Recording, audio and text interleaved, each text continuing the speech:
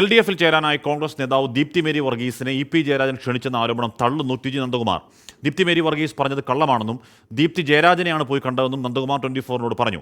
തൃക്കാക്കര ഉപതെരഞ്ഞെടുപ്പിൽ ദീപ്തി മേരി വർഗീസ് ഉമാ തോമസിന് വോട്ട് ചെയ്തില്ല. വിവിപാറ്റ് രസീതിന്റെ കോപ്പി തനിക്ക് വാട്സാപ്പിൽ അയച്ചു തന്നുവെന്നും നന്ദകുമാർ പറയുന്നു. ദീപ്തി മേരി വർഗീസ് പറയുന്നത് 100% തെറ്റായ കാര്യമാണ്. ദീപ്തി മേരി വർഗീസിനെ ചെന്ന് കണ്ടത് ഞാനാണ്, അവരുടെ ഫ്ലാറ്റിൽ. അവരാണ് ഇ.പി. ജയരാജനെ വന്ന് കണ്ടത്. അന്ന് കാണാൻ എന്താ ബുദ്ധിമുട്ട്? ബൈ ഇലക്ഷൻ്റെ ചാർജുമായിട്ട് അദ്ദേഹം പാലാരിട്ടത്തുണ്ട്, താമസത്തോടെയാണ്. കാരണം അധികം ഒന്നും പോയി കണ്ടിട്ടില്ല. വെറുതെ തെറ്റായ കാര്യമാണ്. അവർ ഉമാ തോമസിന് വോട്ട് ചെയ്തില്ല. അവർ രേഖപ്പെടുത്തിയ വോട്ട് ആർക്കാണെന്ന് ബോധ്യപ്പെടുത്താൻ അവർ അതിൻ്റെ വിവിപാറ്റ് കോപ്പി എനിക്ക് അയച്ചു തന്നത്. വിവിപാറ്റ് കോപ്പി അങ്ങനെ എടുക്കാൻ പറ്റുമല്ലോ ആ വോട്ട് ചെയ്യാനൊക്കെയല്ലാതെ. അവരാണ് പറയണത് ഈ വെറുതെ അസംബന്ധം അധിക്ഷേപിക്കുകയാണ് ഈ പേര്. ആദ്യമൊന്നും ഒരു കാര്യമൊക്കെ നമ്മൾ ഒരു ബൈ ഇലക്ഷൻ സമയത്ത് ഒരു ചില കാര്യങ്ങൾ നമ്മൾ പരിചയത്തിൻ്റെ അടിസ്ഥാനത്തിൽ പറഞ്ഞപ്പോൾ കാണണമെന്ന് ആര് വന്നാലും കാണൂലേ. ശ്യാം കുമാർ വിളിച്ചിരുന്നു. ശ്യാം, ഒരു പ്രധാനപ്പെട്ട ഒരു പാർട്ടി പരിപാടി നടക്കുന്ന ഒരു ദിവസം ഈ നന്ദകുമാറിൻ്റെ അമ്മയ്ക്ക് പൊന്നാട അണിയിക്കാനുള്ള പരിപാടിക്കൊക്കെ ഇ.പി. നേരിട്ട് വന്നതൊക്കെ വലിയ വാർത്തയായതാണ്. അപ്പോൾ സ്വാഭാവികം ഇ.പി.യോട് സൗഹൃദമുണ്ട്. ആ ഇ.പി.യെ രക്ഷിച്ചെടുക്കൽ എന്ന ദൗത്യമാണോ അതോ ഇതിൽ നന്ദകുമാറിൻ്റെ റോൾ എന്താണ് ശ്യാം?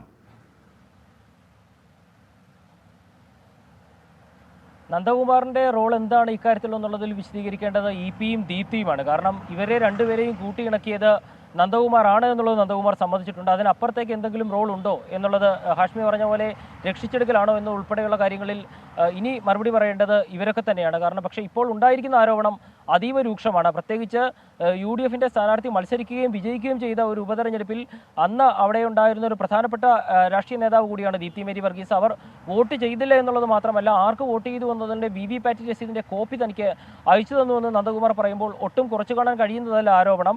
ഏതായാലും അതിൽ ദീപ്തി മേരി വർഗീസിന്റെ പ്രതികരണം ഉണ്ടാകുമെന്നുള്ള കാര്യം ഉറപ്പാണ്. പ്രത്യേകിച്ച് അവരുടെ രാഷ്ട്രീയ നിലനിൽപ്പിനെ പോലും ചോദ്യം ചെയ്യുന്ന ഒരു പരാമർശമാണ് നന്ദകുമാർ നടത്തിയിരിക്കുന്നത് എന്നുള്ളത് ശ്രദ്ധേയമാണ്. ഇന്നലെ വരെ പറഞ്ഞിരുന്നത് ഇ.പി. ജയരാജൻ ദീപ്തി മേരി വർഗീസിനെ കണ്ടു, സ്ഥാനാർത്ഥിയാക്കാൻ ക്ഷണിച്ചു എന്നുള്ളതാണ്. അത് ദീപ്തി മേരി വർഗീസ് സ്ഥിരീകരിക്കുകയും ചെയ്തിരുന്നതാണ്. പക്ഷേ ഇന്ന് നന്ദകുമാർ പറയുന്നത് വളരെ വ്യത്യസ്തമാണ്. കാരണം ദീപ്തി മേരി വർഗീസ് അങ്ങോട്ട് പോയി പാലാരിവട്ടത്ത് LDF സ്ഥാനാർത്ഥിയുടെ പ്രഖ്യാപനവും കഴിഞ്ഞ് പ്രചരണം ആരംഭിച്ചപ്പോഴാണ് ദീപ്തി മേരി വർഗീസ് ഇ.പി.യെ പോയി കണ്ടത്. പാർട്ടിയിൽ നേരിട്ട അവഗണനകൾ പറഞ്ഞു. പ്രത്യേകിച്ച് ഉമാ തോമസിന് ശേഷം ഒരുപക്ഷെ അവരുടെ മകൻ സ്ഥാനാർത്ഥിയാകുമെന്നുള്ള ഒരു കാര്യം പോലും ദീപ്തി മേരി വർഗീസ് പറഞ്ഞു. ഇതെല്ലാം ഇ.പി. കേട്ടിരുന്നു. പക്ഷേ അതിനുശേഷം മറ്റൊരു ഓഫറും പാർട്ടി അവർക്ക് നൽകിയിരുന്നില്ല, അവരെ പരിഗണിച്ചിരുന്നില്ല. സ്ഥാനാർത്ഥി പ്രഖ്യാപനം നടന്ന ശേഷമാണ് അവർ പോയി കണ്ടത് എന്നുള്ള കാര്യം പറയുന്നത് ദലാൽ നന്ദകുമാറാണ്. അതിനപ്പുറമാണ് ഈ രാഷ്ട്രീയ ആരോപണം. പ്രത്യേകിച്ച് UDF സ്ഥാനാർത്ഥിക്ക് വോട്ട് ചെയ്തില്ല, മറിച്ച് ആർക്ക് വോട്ട് ചെയ്തു എന്നുള്ളതിൻ്റെ വിവിപാറ്റ് തനിക്ക് അയച്ചു തന്നു, അത് താൻ സൂക്ഷിച്ചിട്ടുണ്ട് എന്നുള്ളത്. ഇതിൽ ദീപ്തി മേരി വർഗീസിൻ്റെ ഒരു പ്രതികരണം എന്താകുമെന്നുള്ളത് അറിയണം. പ്രത്യേകിച്ച് വിവിപാറ്റിൻ്റെ കോപ്പി മറ്റൊരാൾക്ക് അയച്ചു കൊടുക്കുന്നത് തെരഞ്ഞെടുപ്പ് കേസ് വരാൻ സാധ്യതയുള്ള ഒരു കാര്യം കൂടിയാണ്.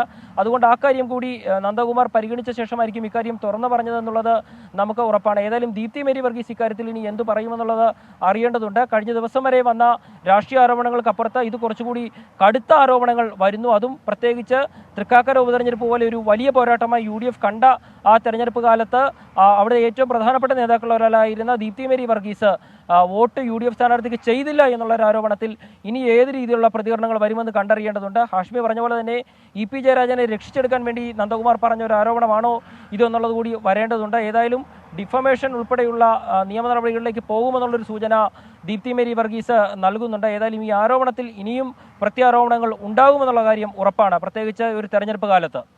ശരി, എന്തായാലും നന്ദകുമാർ ഉന്നയിക്കുന്ന ഗുരുതര ആരോപണമാണ്. അതിന് മറുപടി പറയേണ്ടത് ദീപ്തി മേരി വർഗീസാണ്. ദീപ്തി മറുപടി പറയും എന്നതിന് പ്രതീക്ഷ. കാര്യം രാവിലെ ഇന്ന് ദീപ്തി മാധ്യമങ്ങളെ കാണുകയും കാര്യങ്ങളൊക്കെ പറയുകയും ചെയ്തിരുന്നു. എന്തായാലും ഇലക്ഷൻ കാലമാണ്. വെളിപ്പെടുത്തലുകൾ, ഇത്തരത്തിലുള്ള പഴയകാല ചരിത്രങ്ങൾ ഒക്കെ കുടം തുറന്ന് പുറത്തേക്ക് വരുന്ന സമയമാണ്. ഏതളവിൽ ഏത് എക്സ്റ്റൻറ്റിൽ ആരൊക്കെ ആ കുടം തുറക്കലിൽ പെടുന്നു എന്ന് നമുക്ക് കാത്തിരുന്ന് കാണാം.